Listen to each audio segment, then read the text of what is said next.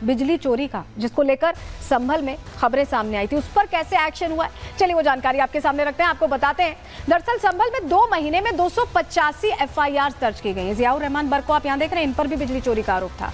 4 महीने में 1500 से ज्यादा एफआईआर दर्ज की गई हैं और बर्क के क्षेत्र में सबसे ज्यादा चोरी हुई। बताया गया कि मस्जिद के अंदर पिलर बनाया गया, वहां से वो कटिया लगा के लगातार बिजली चोरी की गई और 150-200 घर थे जहां बदस्तूर बिजली बिना पैसे दिए चल रही थी। 2.77 करोड़ रुपए का जुर्माना लगाया गया। 2 करोड़ 77 लाख, बहुत बड़ा अमाउंट होता है। आप सोचिए 35 लाख रुपए अब तक वसूल लिए गए हैं, लेकिन अभी भी बहुत बड़ा अमाउंट है जिसको वसूलना है। और एक्जियन जो क्या कह रहे हैं बिजली विभाग के, कैसे ये वसूली होगी, कैसे पैसे निकाले जाएंगे जिन्होंने चोरी किए, सुनिए जरा।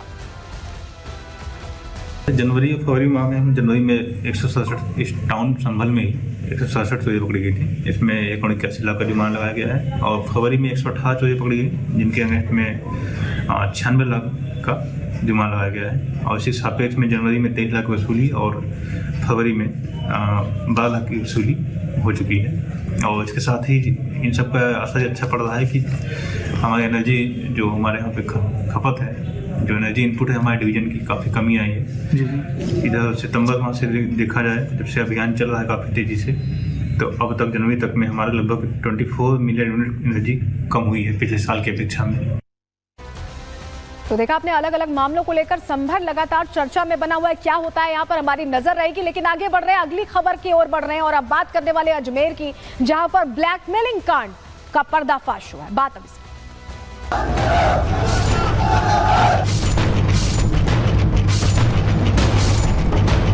कड़ी कार्रवाई होनी चाहिए।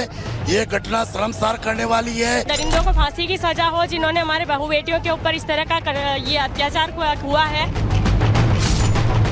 सरकार कार्रवाई कर रही है, जो दोषी हैं उन पे कार्रवाई होगी और सजा भी मिलेगी।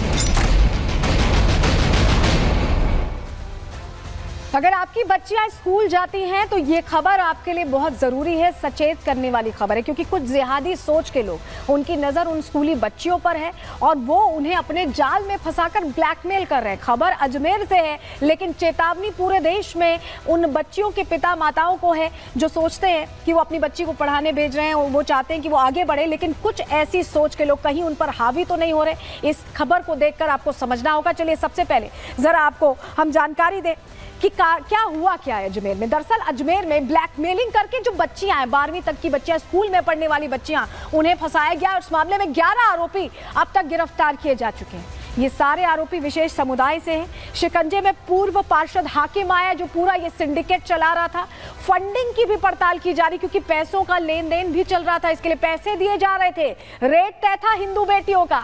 दस्तावेज की जांच अब की जा रही है और जामा मस्जिद को भी नोटिस भेजा गया है। इस पूरे मामले में कब्रिस्तान को नोटिस भेजा गया है। इन जगहों का लिंक सामने आया है। बुलडोजर कार्रवाई की भी तैयारी है। तो इस पूरे गंदे खेल पर अब एक्शन की तैयारी हो गई है। आपको बताएं कि ये जो घटना सामने आई, इसने सभी को हैरान किया है। हमारे सहयोगी ने वहां रिपोर्ट तैयार की है, हाकिम को लेकर किस तरह से पर्दाफाश हुआ, क्या हो रहा था अजमेर में। पहले रिपोर्ट देखिए, फिर इस पर और बात करते हैं। हिंदू संगठन के लोग काफी आक्रोशित हैं। लोगों का ये कहना है कि आरोपियों को फांसी दो। आज पूरा बाजार देखिए, आज के दिन बंद है। यहाँ पर लोगों का ये कहना कि अगर बड़ा एक्शन नहीं लिया गया तो इसी तरह से पूरे इलाके में लोग प्रदर्शन करेंगे। आसपास भी आप देखिए बड़ी फोर्स की यहाँ पर तैनाती की, क्योंकि गुलाबनगर वो इलाका है जो बहुत ही सेंसिटिव जोन। क्या मांगे आप लोग की आरोपियों को लेकर? आरोपियों के साथ कड़ी कार्रवाई होनी चाहिए। ये घटना शर्मसार करने वाली है। ये लव जिहाद की घटना है, ये धर्म परिवर्तन करवाने की घटना है और ये हमारी बहन बेटियों की आबरू को लूटने वाले दरिंदों के खिलाफ कड़ी से कड़ी कार्रवाई होनी चाहिए। केवल यही मांग है कि दरिंदों को फांसी की सजा हो जिन्होंने हमारे बहू बेटियों के ऊपर इस तरह का ये अत्याचार हुआ है। तो देखा आपने, लोगों में आक्रोश है, वो कार्रवाई की मांग कर रहे हैं, लेकिन एफआईआर जो इस मामले में हुई उसमें क्या क्या खुलासे हुए, चलिए आपको बता देते हैं। जानकारी आपके सामने रख रहे हैं। धर्मांतरण गैंग पर एफआईआर हो गई है। अश्लील वीडियो से ये ब्लैकमेल करते थे, धर्म बदलने का दबाव बनाते थे और बुर्का पहनने का भी दबाव इनकी तरफ से बच्चियों पर बनाया गया। नमाज पढ़ने को कहते थे, कलमा पढ़ने की जबरदस्ती करते थे और जान से मारने की धमकी देते थे अगर बच्चियां ना माने। घर वालों को मारने तक की धमकी दी गई। इस हद तक यहाँ पर डराया गया है। और जो नगरपालिका चेयरमैन है वो इस पूरे मामले को लेकर क्या बता रही हैं, कैसे जांच आगे बढ़ रही, पहले उनको सुन लीजिए। नगर पालिका द्वारा शुक्रवार को नोटिस जारी किया था। उनको 3 दिन का समय दिया गया था। आज समय अवधि समाप्त हो गई है। कुछ जगह पर उनके जो अवैध अतिक्रमण है वो हटाने की कार्रवाई शीघ्र ही करी जा रही है। कब्रिस्तान पर ताला जड़ दिया गया है। साथ ही किसी आरोपी की ओटी भी गिराई हुई। और मैं आपको पूरी जानकारी दे, क्योंकि मैं भी प्रशासन से अनुरोध करना चाहती हूँ कि इन जो भी इसमें लिप्त है उन पर सख्त से सख्त कार्रवाई की जाए। तो देखिए, खुलासा हो चुका है और जानकारी ये भी मिली है कि बाकायदा हिंदू बेटियों का रेट तय होता था, यानी इन्हें फंसाने के लिए पैसे दिए जाते थे और यही वजह है कि सिंडिकेट धीरे धीरे बड़ा होता जा रहा था।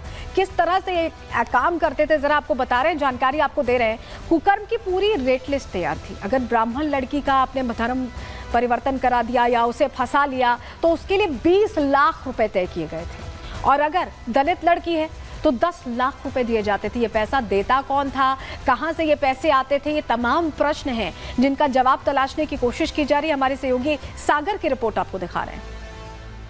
जा रहा है कि जब आरोपी नाबालिग लड़कियों को घुमाते थे तो उन बच्चियों ने बताया कि आरोपी उनके सामने पैसे की बात भी करते थे कि जो ब्राह्मण लड़की है उसकी बोली 20 लाख रुपए, जो दलित लड़की है उसकी बोली 10 लाख रुपए में। इस तरह की बातें भी अब सामने आ रही है। यही नहीं, पुलिस अब उन बच्चियों से पूछताछ करके इस बारे में भी बड़ा खुलासा करेगी कि आखिर इस रेट को बताने का आरोपियों का मकसद क्या था। ये पैटर्न लेकिन पुराना, हम क्यों ऐसा कह रहे हैं आप समझिए। अपराध नया नहीं है। अजमेर का इतिहास यही रहा। 1992 में स्कूली छात्राओं को निशाना बनाया जाता था और इस बार भी क्या हुआ है, इस बार भी टारगेट पर स्कूली बच्चियां हैं। 33 साल पुरानी खबर ये बता रहे हैं आपको। ऐसा ही हुआ था अजमेर में। एक लड़की के जरिए उसकी सहेली को 1992 में भी फंसाया गया था और 2025 में भी सहेली को साथ लाने का दबाव ये आरोपी बना रहे थे।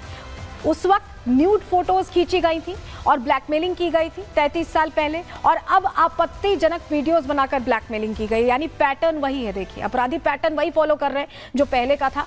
उस वक्त फोटो स्टूडियो में अश्लील कांड हुआ था 1992 में। इस बार क्या किया गया, इस बार कैफेज ले गए, वहां पर फोटोज वीडियोस बनाए गए, उनके दम पर ब्लैकमेलिंग करके बच्चियों को डराया गया। और ये दोनों ही आप देखिए, एक एक चीज एकदम एक जैसी लग रही। तो क्या वही खेल दोबारा शुरू हो रहा है अजमेर में?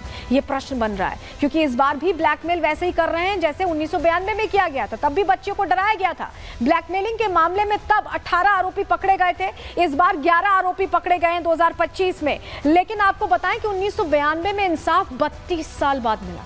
32 साल, आप सोचिए।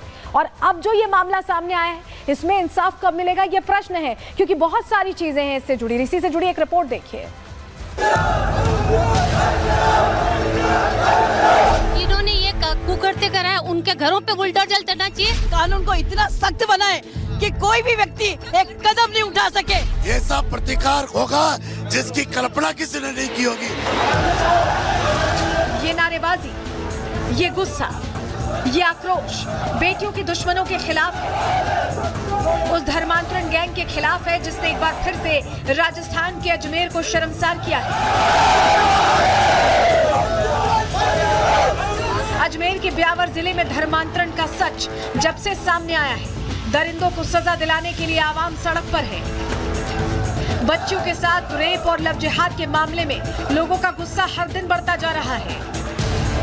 मांग धर्मांतरण गैंग पर शिकंजा कसने की है और आरोप एक बार फिर से समुदाय विशेष पर है। इसको देखते हुए जिला मुख्यालय से और आईजी ऑफिस से भी हमें काफ़ी जाब्ता वो उपलब्ध हुआ है।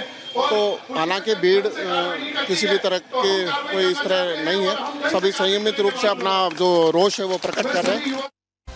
तो देखा आपने, लोगों में आक्रोश है। इस मामले की छानबीन चल रही है। सच पता लगाने की कोशिश हो रही है कि आखिर फंडिंग किससे मिल रही, कौन हिंदू बेटियों के धर्मांतरण पर 10-10, 20-20 लाख रुपए दे रहा है। इसी के साथ आज के लिए प्रहार में इतना ही। कल फिर हाजिर होंगे डिटेल रिपोर्ट के साथ। दीजिए इजाजत, नमस्कार।